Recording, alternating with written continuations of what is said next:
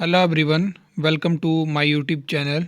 जब से मैंने अपकमिंग वैकेंसीज़ पे वीडियो बनाई है तब से बहुत सारे कमेंट आ रहे हैं कि जूनियर इंजीनियर सिविल की पीडब्ल्यूडी में वैकेंसीज़ कब आएंगी। बहुत सारे ऐसे कमेंट आए, मैसेजेस आए कि कब आएंगी। तो ये वीडियो उन लोगों के लिए है। इस वीडियो में आपको हर एक चीज़ को क्लियर करने वाला हूँ, तो एंड तक ज़रूर बने रहना। जैसा कि काफ़ी 2018 के बाद केस चल रहा था पीडब्ल्यूडी जेई सिविल के जो आर एंड पी रूल्स होते हैं उनमें, तो फाइनली 2021 नवंबर में सब क्लियर हो गया। तो उसके बाद उम्मीद थी सबको कि वैकेंसीज़ आएंगी, क्योंकि 2018 में 123 वैकेंसीज़ निकली थी। उसके बाद 19, 20, 21 में क्लियर हुआ था। मतलब बीच में कितने रिटायरमेंट हुई होनी, प्रमोशंस हुई होनी, तो उसके बाद भी सब वेट कर रहे थे कि वैकेंसीज़ को निकालेंगे। क्योंकि अगर हम बात करें इलेक्ट्रिसिटी बोर्ड की, तो इलेक्ट्रिसिटी बोर्ड ने उसी मंथ में 222 जेई के लिए, इलेक्ट्रिकल के लिए एग्ज़ाम लिया था, और उन्होंने अगस्त में पिछले साल एक और एग्ज़ाम ले लिया जिसमें 156 वैकेंसीज थी जेई इलेक्ट्रिकल की। तो उन्होंने इधर पीडब्ल्यूडी की बात करें तो 123 वैकेंसी थी 2018 में, और अभी तक हम देखें तो नाम मात्र कोई वैकेंसी नहीं आई हुई है। 75 वैकेंसी जिसकी डिटेल है हमारे पास, उसको भी कैबिनेट से अप्रूव नहीं करा जा रहा है, नहीं पोस्टें आ रही हैं फ़िलहाल के लिए।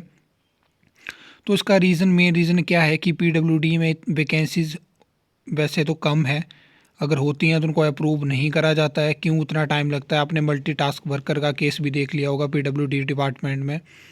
जल शक्ति विभाग और एजुकेशन डिपार्टमेंट में रिक्रूटमेंट होना स्टार्ट हो चुकी है, लेकिन पीडब्ल्यूडी में अभी तक जो ड्राफ्ट पॉलिसी रहती है वही नहीं बनी हुई है। तो यहाँ पे एक रीज़न ये है, पात्र होने के बावजूद एसटीओ के बजाय जेई पद से ही हो रहे रिटायर। तो लगभग पिछले 20 सालों में जो जेई रहते हैं उनको एसटीओ में प्रमोट ही नहीं करा गया है। जबकि जैसे कि अगर आपको पता होगा तो डायरेक्ट रिक्रूटमेंट से जो असिस्टेंट इंजीनियर बनते हैं 45 वो कोटा रहता है। अभी एक एग्ज़ाम हुआ था सितंबर में, अभी तक उसका भी कोई रिज़ल्ट नहीं आया हुआ है पीडब्ल्यूडी जेई सिविल। तो यहाँ पे लगभग 20 सालों से पीडब्ल्यूडी में रोक लगी हुई है प्रमोशंस में, यहाँ पे ऐसा बताया गया है। और नाम मात्र मतलब बहुत कम प्रमोशंस हो रही हैं। तो इस वजह से क्या होता है कि कोई वर्क इंस्पेक्टर से, सर्वेयर से प्रमोट होकर अगर कोई जेई बन जाता है तो फिर वो जेई पे ही रिटायर हो जाता है।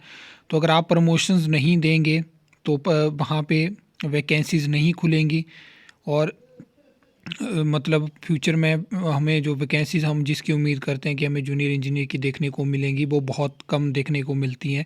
इसका मेन रीज़न यही है। तो यहाँ पे मांग करी जा रही है कि जो प्रमोशन है उसको मतलब जो एलिजिबल जो कैंडिडेट, मतलब जो क्राइटेरिया फिल जिनका क्राइटेरिया मतलब कंप्लीट हो जाता है एसटीओ के लिए, तो उनको प्रमोशन दी जानी चाहिए।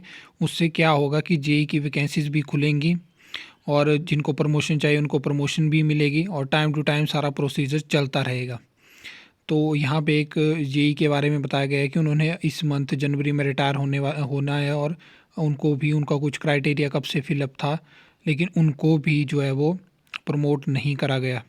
तो ये मेन रीज़न है, इस वजह से पीडब्ल्यूडी में वैकेंसी नहीं आती हैं, और ये वैकेंसीज़ को इतना डिले किया जाता है कि तब तक कोई तैयारी कर रहा हो या कुछ सोच रहा हो इसके बारे में तो वो सब छोड़ देते हैं।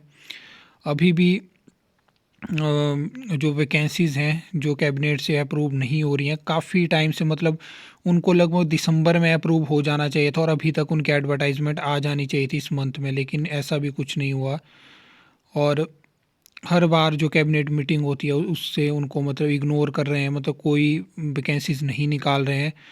और जो जेई इलेक्ट्रिकल वाले इस वीडियो को देखेंगे तो जो मैंने आपको 1000 जो 2000 टोटल वैकेंसी दी, जिसमें मैंने आपको जेई और एई की वैकेंसीज बताया था, तो उसके अलावा जो उसमें टेक्नीशियन और ड्राइवर की वैकेंसीज थी, तो उनको जो है वो जल्दी से जल्दी भला भरा जा रहा है। मतलब अभी आपको 10 कर दिनों में उसकी एडवर्टाइजमेंट देखने को मिल सकती है।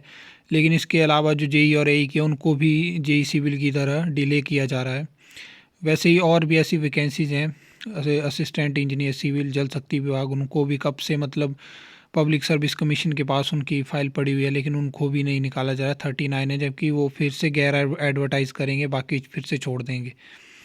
तो अभी आप देख रहे होंगे कोई पॉलिसी की मांग कर रहा है, कोई वैकेंसी की मांग कर रहा है, फिर भी हर चीज़ में डिले हो रहा है।